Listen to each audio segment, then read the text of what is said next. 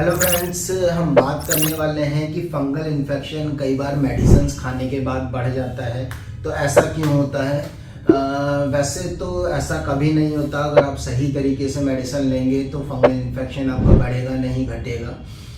मगर कई बार क्या होता है कि पेशेंट जो है वो ट्रिपल कॉम्बिनेशन क्रीम्स यूज़ कर रहा होता है। जैसे जो आजकल मार्केट में क्रीम मिल रही हैं, जो केमिस्ट देते हैं या फिर हम कहें जीपी डॉक्टर्स देते हैं, वो क्रीम्स जो होती हैं वो एक स्टेरॉयडल, एक एंटी फंगल और एक एंटी बैक्टीरियल क्रीम का कॉम्बिनेशन होती हैं। और आजकल तो 5-5, 6-6 सॉल्ट के साथ भी क्रीम्स आ रही हैं। तो वो क्रीम लगाने से क्या होता है कि स्टेरॉयड के वजह से आपकी बॉडी जो है वो इन्फ्लेमेशन को कम कर देती है। इन्फ्लेमेशन मीन्स वहाँ पर जो रेडनेस है आपकी, उसको कम कर देती है। वहाँ पर जो बॉडी का डिफेंस मैकेनिज्म काम कर रहा है उसको बंद कर देती है। अल्टीमेटली वहाँ पर आपको खुजली में रिलीफ मिलने लगता है, आपकी रेडनेस ख़त्म हो जाती है। मगर आपकी जो फंगस है उसको ग्रोथ करने के लिए और ज़्यादा हेल्प मिल जाती है, क्योंकि आपकी बॉडी का जो डिफेंस मैकेनिज्म है उसको स्टेरॉयड ने स्टॉप कर दिया है। आपकी नज़र से तो वो जो क्रीम है उसने अपना काम करा और आपकी बीमारी को कम कर दिया है। मगर देखा जाए तो फंगस अगर ग्रोथ कर रही है तो जैसे ही आप क्रीम बंद करोगे, स्टॉप करोगे, तो जो फंगस का इफेक्ट है वो आपको देखने को मिलेगा और पहले से बहुत ज़्यादा देखने को मिलेगा।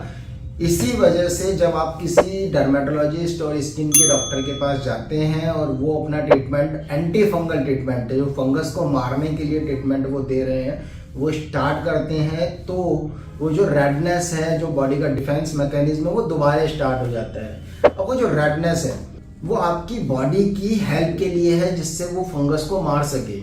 और जो आपका जो फंगल इन्फेक्शन है उसको मारने के लिए एंटी फंगल जो क्रीम है या एंटी फंगल जो ओरल मेडिसिन्स हैं वो आपका डॉक्टर दे ही रहा है। मगर जैसे ही वो आप पुरानी वाली क्रीम जो जीपी डॉक्टर ने दी थी वो विड्रॉ करते हैं, आपकी रेडनेस वापस आ जाती है। तो आपको लगता है कि बीमारी बढ़ रही है, मगर रियलिटी में जो आपकी एंटी फंगल जो क्रीम थी, जो ट्रिपल कॉम्बिनेशन क्रीम जिसको आप एंटी फंगल कह रहे थे, उसने आपकी बीमारी को दबा रखा था। और उसकी बीमारी के दबने के वजह से वो जो रेडनेस थी वो ख़त्म हो गई और आपको लगा कि फंगस ख़त्म हो गई।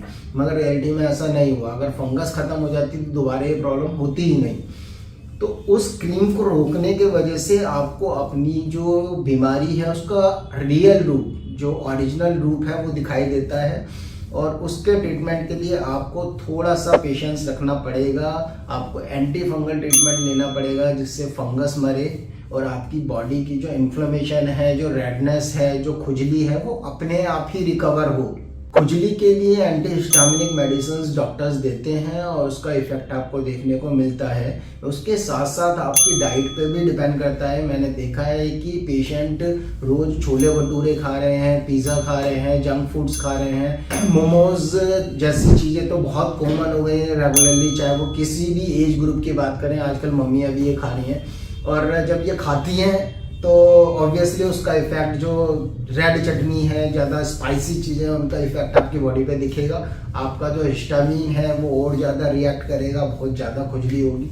तो आपको डाइट में भी थोड़ा सा कंट्रोल करने की ज़रूरत है। गर्म चीज़ें नहीं खाएं और अपनी बॉडी को क्लीन रखें। और डॉक्टर जो हम अपना डर्मेटोलॉजिस्ट है, जो आप जिस डॉक्टर के पास गए हैं, उसका बात मानिए, मान के चलिए कि हाँ भी आपको टाइम लगेगा। क्योंकि पहले की बात करें, हम 8 से 10 साल 15 साल पहले की बात करें तो यही बीमारी 15 से 20 दिन में या 1 साल 1 महीने के अंदर ही कवर अप हो जाती थी। वो छोटी मोटी मेडिसिन से ही कवर अप हो जाती थी।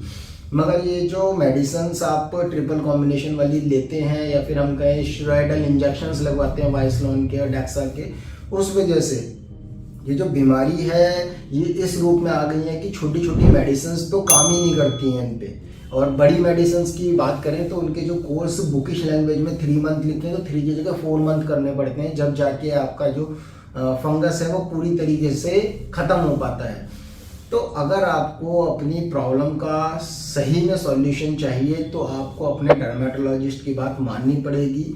और जो अगर आपकी प्रॉब्लम दोबारा आई है तो आप अपने डॉक्टर के पास जाके बताइए उसको, ना कि आप अपना ट्रीटमेंट बंद करके फिर से वही अपना ट्रिपल कॉम्बिनेशन पे, अपने केमिस्ट पे या फिर अपने जो जीपी डॉक्टर है या झोला छाप डॉक्टर है उस पर आप फेथ करने बैठे हैं। देखिए सिंपल है कि जो डॉक्टर इतनी फीस ले रहा है आपसे और डर्मेटोलॉजिस्ट बना है तो उसको पता है कि कौन कौन सी मेडिसिन आपको जल्दी असर कर सकती हैं, मगर वो इस टाइप की मेडिसिन क्यों नहीं देता? इसलिए नहीं कि उसको पैसे बनाने हैं, इसलिए कि आपका जो इफेक्ट है वो परमानेंटली ख़त्म हो, आपकी डिसीज़ परमानेंटली ख़त्म हो। तो अपनी डिसीज़ को परमानेंटली ख़त्म करने के लिए आपको अपने डर्मेटोलॉजिस्ट पे, अपने डॉक्टर पे फेथ करना पड़ेगा और उसकी बात थोड़ा माननी पड़ेगी। और आपको कोई भी प्रॉब्लम है तो जाके उनको बताएं, जिससे वो उसको शॉर्ट आउट कर पाएँ, आपको समझा पाएँ। Thank you.